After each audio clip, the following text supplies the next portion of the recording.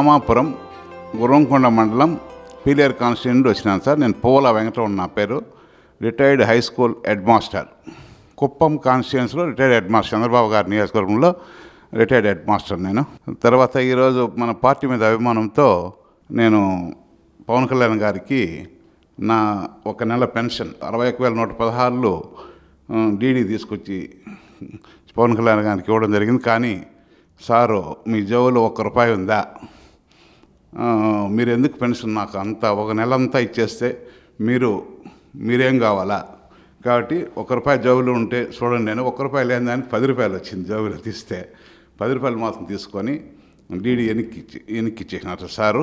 రాష్ట్రాన్ని కూడా ఒక కుటుంబంగా చూసే పరిస్థితి నాకు అనిపించింది అప్పుడు.